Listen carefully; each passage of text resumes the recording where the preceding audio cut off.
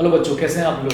अगला पेपर है बच्चों आपका ITSM का, जिसमें सर मेरा फेवरेट सब्जेक्ट है स्ट्रैटेजिक मैनेजमेंट। कमाल का सब्जेक्ट है सर, समझने और समझाने में बहुत मजा आता है। प्रॉपर जिसे बोलते हैं कि सर प्रैक्टिकल सब्जेक्ट है। आपको बहुत सारी इसके अंदर केस हिस्ट्रीज पता होनी चाहिए, बहुत सारी कंपनीज का उतार चढ़ाव पता होना चाहिए।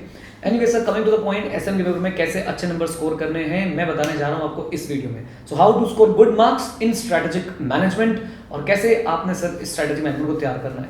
देखो सर, ये आपकी स्ट्रेंथ भी बन सकता है और आपकी वीकनेस भी।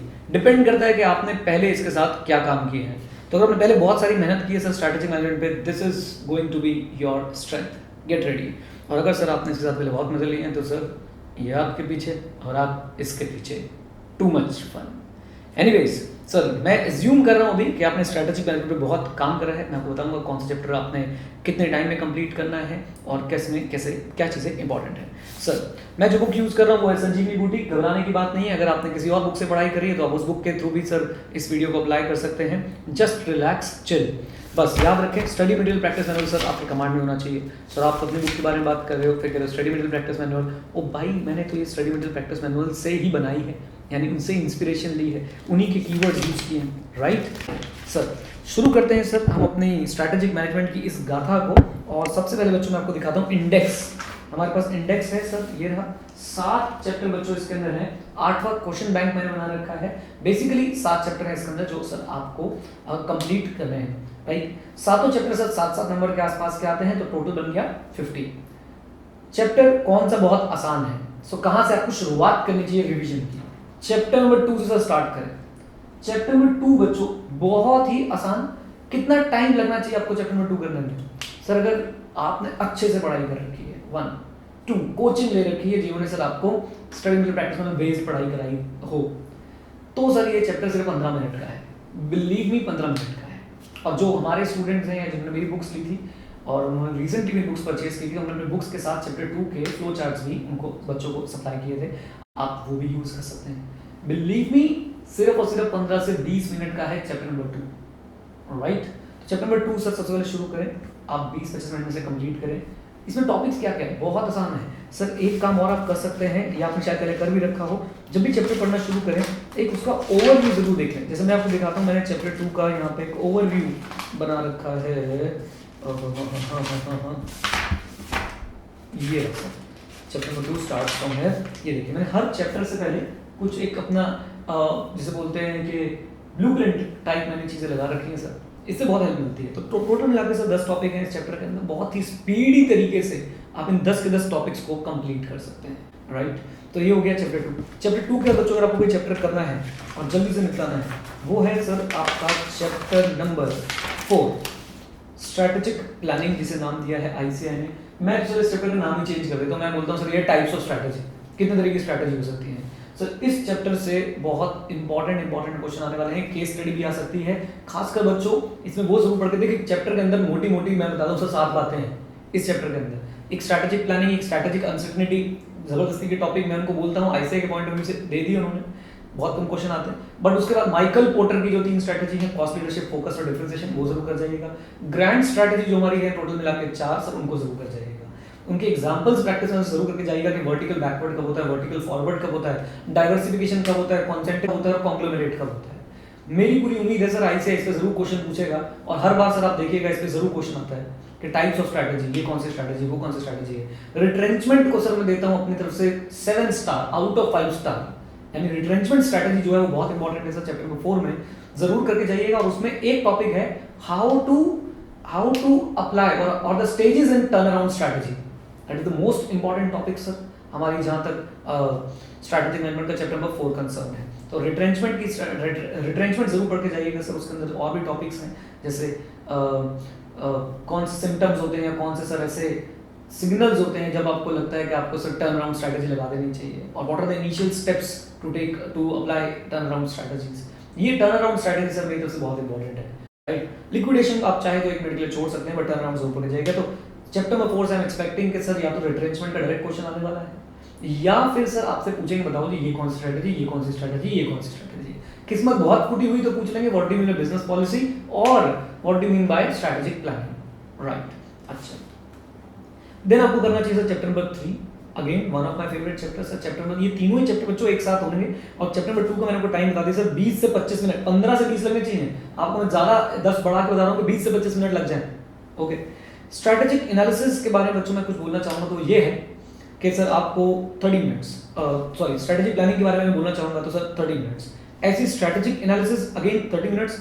बहुत छोटा चैप्टर है, बस कमांड बनानी आनी चाहिए। इस चैप्टर के अंदर बच्चों दो ही मोटी मोटी बातें हैं, industry and competitive analysis and portfolio analysis. Industry and competitive analysis and portfolio analysis, यही बच्चों इसके अंदर इंपॉर्टेंट दो बातें। इसी के बाद रायता फैलना शुरू हुआ है। पिछली बार इसमें से क्वेश्चन आया था सिचुएशनल एनालिसिस पे सर, इंपॉर्टेंट क्वेश्चन था, आ गया। इस बार बच्चों मैं आपको भी बताऊंगा आगे कि इसमें कौन सा क्वेश्चन आएगा, बट आपको थर्ड चैप्टर लगना चाहिए स्ट्रैटेजिक एनालिसिस में 30 मिनट्स अगेन। तो सर अगर आप ध्यान से देखें ऑन एन एवरेज अगर मैं 30 लगा दूं, 1.5 घंटे में आपने एसएम के 3 चैप्टर लगभग कंप्लीट कर दिए, approximately half syllabus is finished. Okay, इसके बाद आपने कौन सा चैप्टर उठाना है सर? मैं बोलूंगा इसके बाद आप चैप्टर उठाइएगा चैप्टर नंबर 6।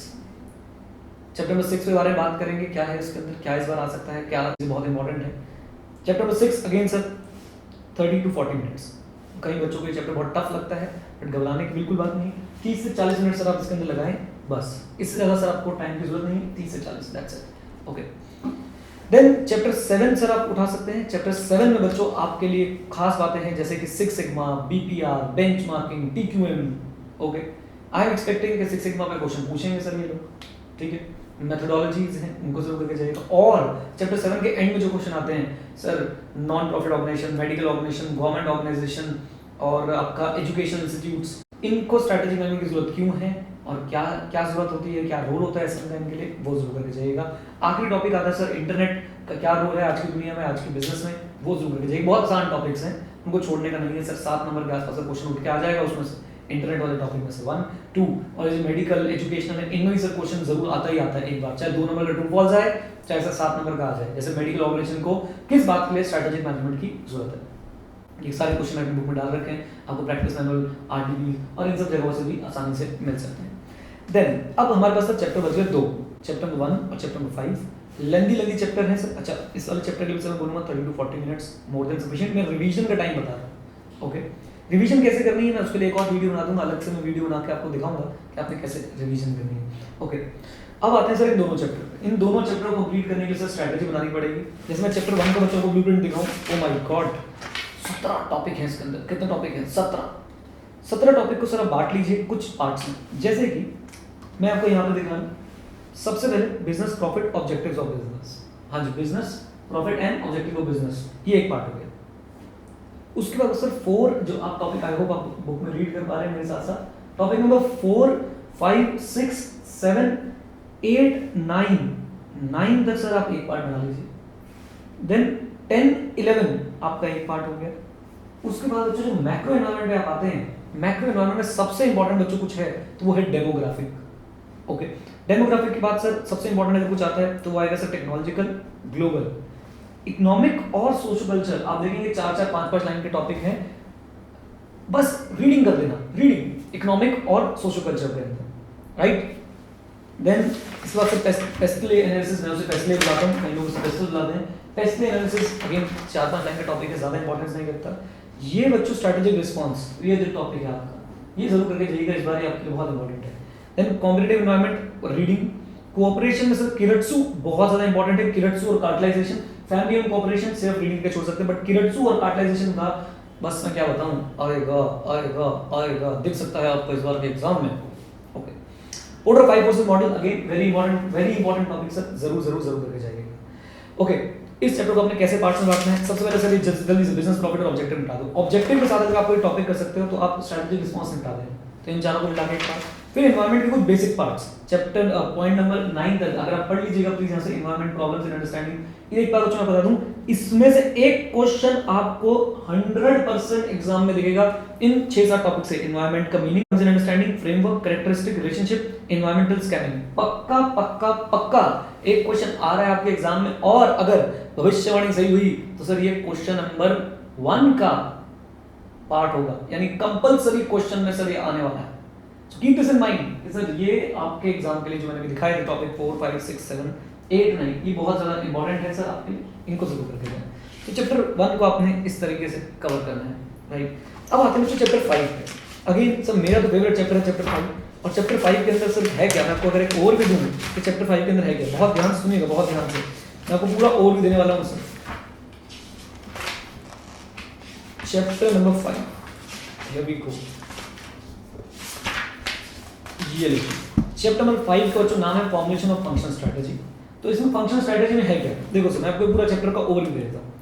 चैप्टर नंबर 5 के अंदर आपको मिलेगा एक topic, what do you mean bye function strategy, function strategy का मीनिंग और सर जी उसकी इंपॉर्टेंस। फिर आती है सर आपके फंक्शन स्ट्रेटजीज, इसमें आएगी मार्केटिंग, देन हमारे पास आएगा प्रोडक्शन, देन आता है हमारे पास लॉजिस्टिक, देन आएगा हमारे पास HR, और एक हमारे पास बच्चों फाइनेंस। ये सारे हमारे फंक्शंस हैं जिनके बारे में स्ट्रेटजी। फिर हर किसी के अंदर कुछ सब टॉपिक्स हैं। ये एक चैप्टर का ब्रॉड व्यू है। चैप्टर 5 की बच्चों मैंने एक वीडियो बना रखी है, important questions of chapter number 5। उस वीडियो सीरीज को मैंने कंटिन्यू नहीं किया था, कुछ कारण थे उसके पीछे, बट हाँ आप वो वीडियो इसी वीडियो के नीचे जो कमेंट बॉक्स है उसके अंदर इसका लिंक दे रहा हूँ, जरूर देख लीजिएगा कि चैप्टर 5 की इंपॉर्टेंट क्वेश्चंस कौन कौन से, राइट। सो चैप्टर 5 के सर आपको वहां से पूरा आइडिया मिल जाएगा कैसे कवर करना है। सो ये मैंने आपको कुछ आइडिया देने की कोशिश करी कि सर आपने इन चैप्टर्स को कैसे कवर करने हैं। I am not promising but I will try कि मैं इसका एक पार्ट 2 भी बनाऊं, और पार्ट 2 में मैं आपको सर चैप्टर के अंदर दिखाऊं कि किस तरह के क्वेश्चंस हैं जो बहुत ज्यादा इंपॉर्टेंस रखते हैं। Okay, thank you very much for watching this video and yes chapter 5 की वीडियो नीचे है, आप उसे देख सकते हैं, जरूर सर देखिए उसको। और चैप्टर 5 की वीडियो से आपको काफी आइडिया मिलेगा कौन से टॉपिक्स आपको करने हैं, किस तरीके से कवर करने हैं। Thank you very much, stay connected, all the best. आखिरी एग्जाम है, छा जाओ।